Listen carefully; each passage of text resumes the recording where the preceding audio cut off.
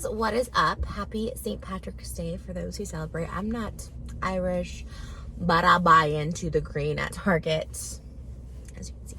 I don't know. I used to be like, not anti-St. Patrick's Day because I know nothing about it.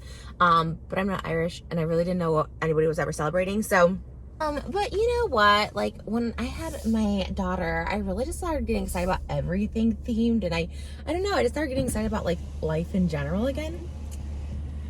Hi. Shamrock shake yet? Let me check. I don't think so. Okay. What size? Medium? Medium, okay. Yes. Anything else? And can I just get a hash brown? Okay. That's it. Whipped cream okay, right? Yes, please. 674, thank you. Okay, thanks. I'm getting a Shamrock shake early in the morning. Don't judge me. Oh man. We actually had some plans today, so I was like, let me just go out and film a quick Shamrock shake. And I was like hoping they had like some chicken nuggets, but they don't have that till 10:30. So we're gonna have our Shamrock shake, spiking those sugar levels early in the morning. I saw the TikTok. There's like a TikTok going viral of Gwyneth Paltrow, like saying that she, you know, she just has coffee because she doesn't want to spike her sugar levels in the morning, which is like, that part is, that's good, you know, you shouldn't. But then she was saying she has like lunch for, or she has soup for lunch, which again, like not bad, right? People have soup for lunch. It's a light little thing if you're going to have dinner, whatever. But then she said she had bone broth. And I was like, I cook a little. I cook with bone broth. And bone broth is not like a soup. It's like liquid that you add for flavor into like pastas or whatever you're making. Meats. It just was like weird. It's like everyone's saying, I don't like, you know, need to jump on the bandwagon, but it's just dangerous. Like, and there's a lot of medical professionals, I'm clearly not, on TikTok saying like, you know, promoting this as like wellness or like a healthy lifestyle is not, when it's like disordered eating or an ED. And it's like, it kind of sucks too when it's like celebrities and stuff like that, and everyone's kind of like dogging her, so I don't think anyone's looking at her as like, I want to look like that, you know what I mean? But it's just like, I think Kelly Ripa too, she had said she eats like an almond for dessert for dinner, and like, and she'd like fast. Oh, and that's the thing, she said, Gwyneth Paltrow was talking about, she does a fast. She eats early dinner and doesn't eat it until noon the next day, which, you know, fasts work for some people for sure. Like, to me, I'm like, I shouldn't be talking about this because I do have I have disordered eating and I have binge eating disorder and stuff like that, so I'm not really one to talk about it. But for me, what helped me mentally at least is like eating 3 meals a day. Hi. Yes.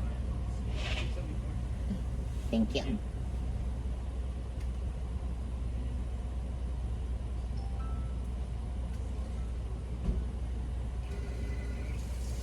Thank you very much.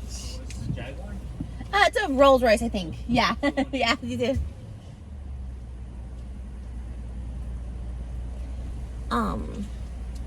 You know, I don't know. That stuff is always touchy for me to talk about because like I feel like so long I was like in denial of my I'm so excited for the Shamrock shake. Hi. Thank you so much. What? Oh yeah. Thank you very much. That is a, why is it so green on top? And it's fine. What makes it green? Is it minty? I forgot. I haven't had a Shamrock shake since last year. I remember I was getting a Shamrock shake and I was pregnant, and I forgot that I'm not supposed to get like ice cream from the machines when you're pregnant because you could get something that starts with an L. I forget what it's called. And I was like, oh. And then I drank it and I felt really scared about it, which I feel like in my next pregnancy I won't be as paranoid. I don't think I think I still will only drink water. I know they say you can have coffee and soda and stuff like that, but I felt so good just drinking water during my pregnancy. I really should probably get back to that in the real world here, but I'm over 6 months postpartum and I'm like, okay, I need to get back to just drinking all water because I look good, I felt good. But here we are with the Shamrock shake because it's freaking St. Patrick's Day and we're celebrating. For all my Irish people out there, let's celebrate together. This is the only thing like St. Patty's Day that I know, so this is what we're doing. I don't know why I just got like a single hash brown. I guess I didn't want to eat like too much. I don't know. All right, this is probably not the best thing to start your morning with, but cheers Cheers. Is that Irish? I don't know. That is such a funny flavor. Okay. It's so funny. Do they just add like the green in a vanilla shake? Because see how like dark it is on top?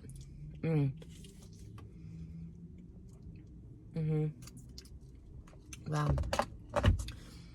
It's actually so good. Wow. It's refreshing. Although the hash brown's gonna be warm and like hot and cold in my mouth. Like, I don't like it. Because this like numbs my mouth, you know?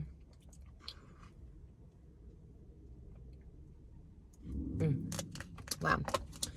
No one's out this morning. It's kind of nice. We celebrated. This week we celebrated our 3 years of meeting anniversary, which was really fun. We were supposed to go to the restaurant we went to the first night we met, which was in Redondo Beach. It was called the Chart House. It's kind of nice, but it was like really storming yesterday. So we didn't go. We ended up going to this Italian place locally. That's actually like a really fancy Italian place that we had never been to. But it wasn't that good. I think I'm more of just like a cheap Italian girl. I just like Olive Garden for real. Like I do. Or like I like our pasta we cook at home. But yeah, I had like a 4-cheese ravioli. It wasn't very cheesy actually. But yeah, I like to celebrate. We celebrate a lot of things. So like I said, we're just going to go to the original place with obviously Malibu because like it changed my life. March 14th changed my life. It was the first day of lockdown for a lot of people. Our lockdown started like, I don't know if it's just California or like adult lockdown because I think high school like got out on the 13th, which was a Friday, which is the first day we DM'd. And then the 14th was the first night that we actually met and went out to dinner. And then here at the 16th is when like everything shut down, like restaurants, and we're just like, okay. And he was like traveling a lot to work. He'd go to like Silicon Valley and San Francisco, and like he just didn't. So we were just like together that first week. Really, the first 2 weeks we were like hardcore together. I was out of my head for a lot of the first half of quarantine. I was just coming off like a binge as far as like drug use, and that was like December through January. So this was like March, and I was dabbling in February with the stuff with like illicit drugs, but then like prescription drugs I also was starting to become more addicted to in February. It kind of bled into March, and then April, and then May, and whatever, kind of through the summer. So it was something like that Moses obviously really wasn't interested. I think he like didn't know that side of me, obviously, like a lot of people wouldn't know just by like looking at me, because I was pretty functioning for the most part. I was very functioning actually. So I think when he saw that, it was kind of like, oh, this is like a really different person. The sun's like shining on me right now. Thank you, God. And so yeah, like naturally he didn't want to continue dating. Like we never were like officially dating until like August of that year, because like especially in the summer, like we didn't talk to each other a lot. Like there was a lot of imperfections on his part, and a lot of like, we were very opposite. We were very like, you wouldn't think we'd be compatible at the beginning. Just coming from two different worlds, two different mindsets, all of that. And so, but he was so kind, and honestly, in a way, we both kind of were these like lone spirits, and I would say I was really lonely. I think he was someone who was just alone a lot, but wasn't necessarily lonely. Like he kind of liked to be alone, but we were both alone, right? But ultimately, I don't think he really liked to be alone, because he'd come over during quarantine, and again, the first few weeks, and then I kind of went a little nutty. And I own that, because one, I had an untreated mental illness. I wasn't seeking help for it.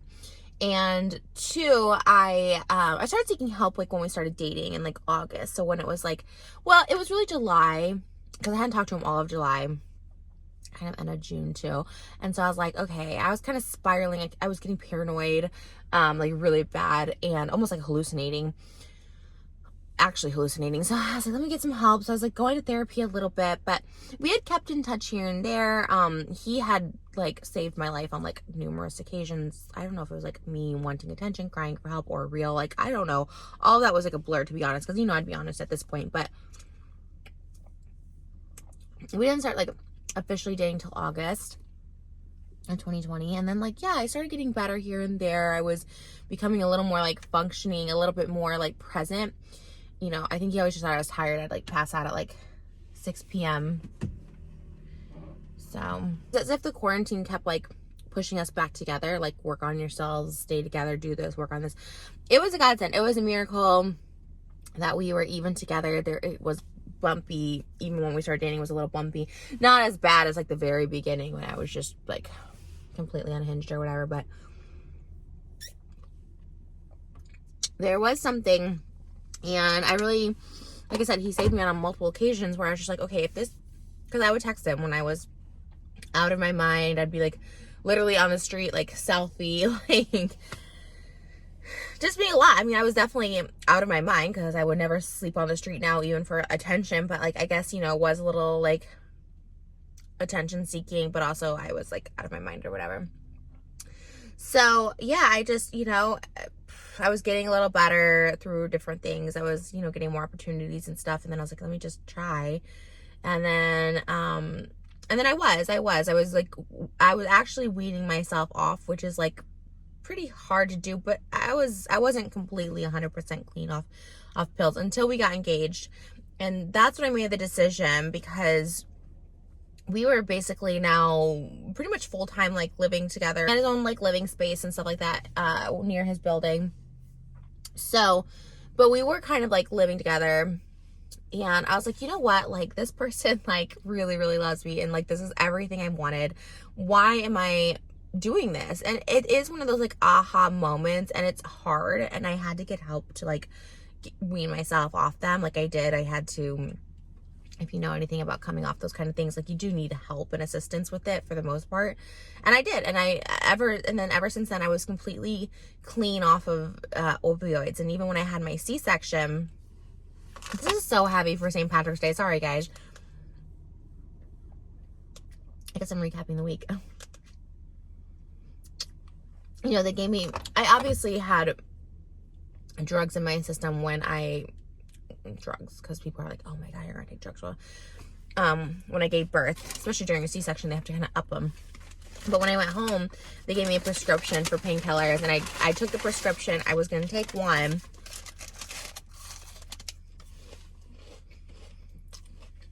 but I did it at home,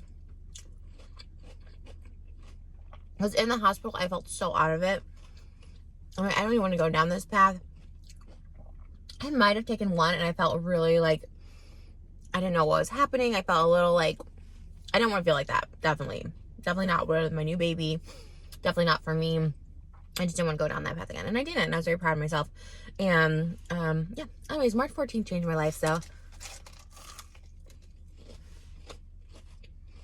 it was the day I met my soulmate, my husband, father of my child, a literal savior in my life.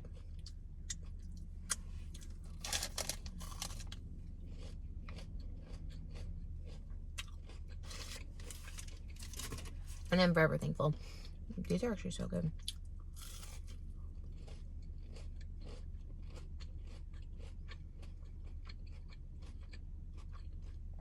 They're crispy and crunchy.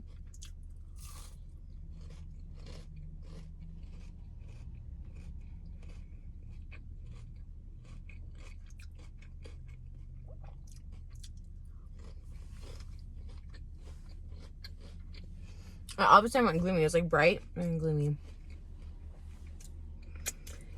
I don't know. I think me and Moses are a good example of like soulmates. Like I really do think we were meant to be together. And like it was like against all odds, but at the same time like the universe wanted us together, because like quarantine literally happened, and we're like, I don't know. It's a crazy time. 2020 was a weird year. It was a weird year because like I was going through all that, but at the same time, like all these like new beginnings were happening. So like we bought our house in 2020. Well, it closed in January 2021, but we put the offer in, got it accepted. So it's kind of, I guess, blurred. But December 2020 is when we decided to like buy our house. We put like both of our life savings together. It was like such a leap of faith. It was crazy. But again, it's like just one of those things where it just felt right. And I think he could see that I was really, really putting in the work on myself. And for the first time ever, I just felt so like loved and cared for and protected, and like he wasn't going to go anywhere So I didn't have to lash out. I didn't have to do these tests that, you know, and if you're borderline or have a mental illness or anything, you know, you hear about these, that you test people and how, like, and look, first and foremost, like, if you're dating a mentally ill person or you didn't know you were dating a mentally ill person and they start showing these signs or telling you, like, I don't expect anyone to stay around. It's very hard to deal with. It's very difficult to deal with. It's very hard to understand. Even when you understand it, it's just like, it can be a lot for someone to handle.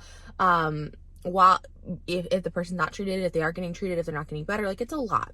And so I was very lucky that someone stood by me and I didn't have to do these tests anymore. But again, I don't think anyone should have to endure tests to see if they love them. I think that's it's messed up and it's wrong, you know. But and I'm just so thankful I'm not at that place anymore, and I'm just so thankful that I have Moses in my life. Like, he's and even to this day, he makes my life so much better, easier. I feel loved. I feel protected. I love him more than anything in the whole world. Him and Malibu are like my world, you know. We created this like perfect like love child. And she's great to have love, and she's so loving, and it's just the best. And it's just, I don't know how to like say it. And it's like, I don't know. And we've been through so much as far as like we became so strong. And then, you know, being associated with me, being married to me, you know, people that hate me and want to hate on him. And it's hard to deal with, especially him coming from someone who is like super, super private. And then, but even now, you know, he doesn't really make TikToks, doesn't really post on Instagram. He doesn't do like his YouTubes anymore. He's very focused on, you know, our family and stuff like that. But two, it gets to be a lot. And my sister and my family and my mom too, it's like, you know, it just gets to be a lot to get like constant hate. And like, I take it, I deal with it, but like, it's a lot. It's a lot. And I don't blame people for not wanting to do it. But, you know, I have this love, I've had this passion for a long time. I've been on social media for 16 years, like literally. I was 18 years old when I posted my first YouTube video. I'm 30, almost 35 now, with a child and a husband and a house and a mortgage and all that stuff like that. And it's like, this is my passion. This is my love. I'm so thankful. I love connecting to people. I love connecting to people my age. I love connecting to like the new generation. I love creating. I love talking. I always have. I love sharing my stories. I always loved like show and tell. Like at school, I'd always love to talk about myself, do the presentations. Like this is what it feels like, you know? And I still have to do it. So I'll be damned if I let anyone stop me from doing what I love, because it's not going to happen.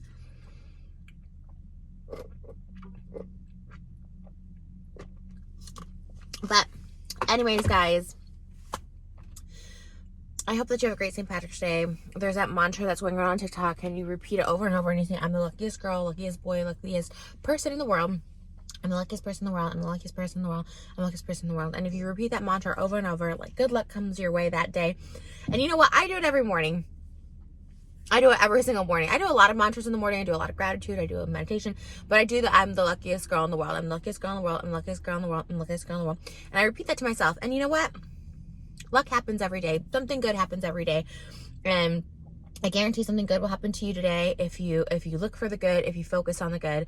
Because guess what? There's bad that happens. There's stuff that's like, not that great. But I don't focus on that. I focus on what is great. And even if it's just, you know, having McDonald's in my pink car, waking up next to my daughter, waking up next to my husband, cooking good food at night, watching The Bachelor, like whatever it is that's good in that day, my hair growing, filming videos, you know, I focus on that. And then there's always good in the world, and there's always good in your life. So focus on that. Luck of the Irish be with you today. And I'll see you guys in the next video.